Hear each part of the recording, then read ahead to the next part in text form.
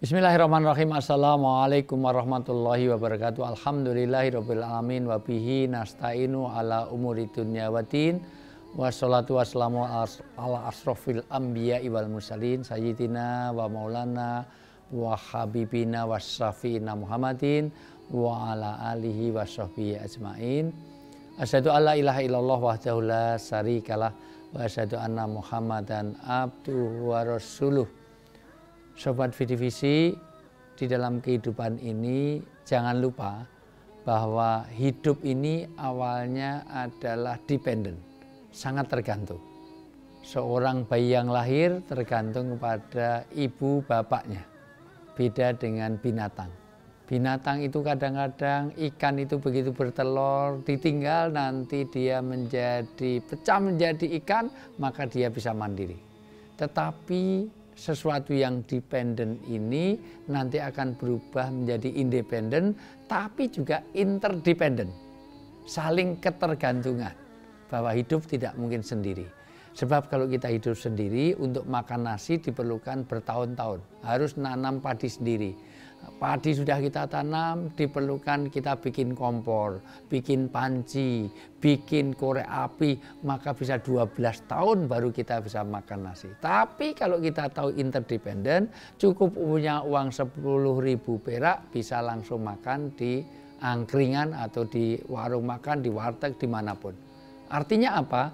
Bahwa kita punya hak-hak tetangga. Maka dalam kesempatan Renungan Ramadan bersama Cidea akan membahas tentang bagaimana kita berbuat baik kepada tetangga.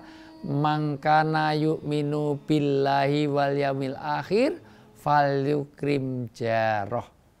Rasulullah SAW bersabda, siapa yang beriman kepada Allah dan hari akhir, dia harus berbaik kepada tetangga. Perbuatan baik dengan tetangga menentukan keimanan. Kenapa iman dikaitkan dengan tetangga? Sampai-sampai imanmu hilang bukan karena nggak sholat, nggak puasa. Kamu sholat, kamu puasa, kamu wirid, zikir, baca Quran, tiap hari ke umroh, haji. Tapi kalau kamu bisa tidur kenyang, sementara tetanggamu nggak bisa tidur karena lapar, maka kamu hilang iman.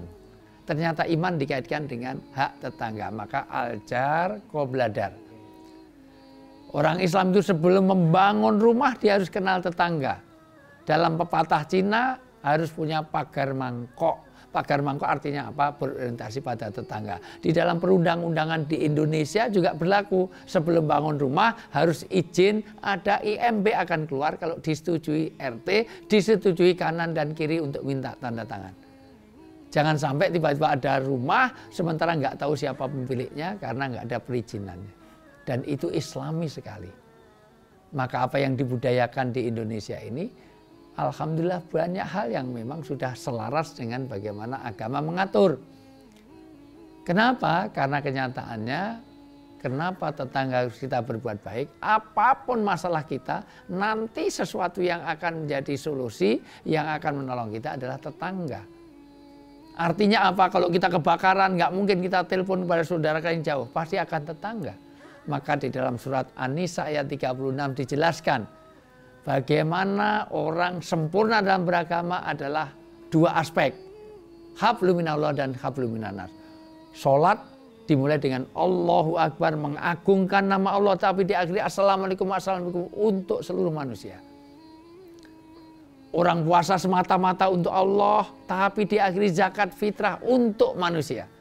Al-Quran dimulai dengan basmalah, mengagungkan nama Allah, diakhiri dengan surat An-Nas, artinya manusia. Haji dimulai dari labaik Allahumma labaik, tapi harus bayar dam untuk manusia. Karena haji kita pasti tamatuk, tangi makan ngantuk, tangi makan ngantuk, maka disebut tamatuk. Dam untuk manusia. Maka bohong rasanya kalau orang hanya hablum minallah tapi lupa kepada hubungan sesama. Maka dalam surat An-Nisa ayat 36 pertama, orang beribadah jangan ada syirik. Karena Allah lebih cemburu kepada orang berbuat syirik daripada seorang suami kepada istri. Yang kedua disambung dengan apa? Berbuat baik kepada orang tua, berbuat baik kepada tetangga dekat, tetangga jauh, anak yatim, ibnu sabil. Ada 9 disebut di dalam surat An-Nisa ayat 36. Kepada seluruh manusia. Dan ayat itu mengatakan tetangga dekat, tetangga jauh Dan tidak disebut tetangganya itu muslim atau non-muslim. Yang penting dia tetangga, kita harus berbuat baik pada dia. Inilah sifat humanisme, sifat insania. Maka tidak sempurna orang beribadah kalau hanya memperhatikan mahdoh, ibadah ritualitas saja, tetapi ibadah yang sosial. Ritual dan sosial ini harus diseimbangkan. Maka seluruh perintah sholat diiringi dengan zakat, jihad, amwal wa anfus. Jihad secara fisik tapi juga dengan harta. Artinya apa? Bahwa ada aspek-aspek di dalam berpuasa ini tidak sekedar bagaimana kita pengabdian kepada Allah, tapi bagaimana hak-hak tetangga kita perhatikan. Dari mulai kita ngasih makan, nyuapin anak saja.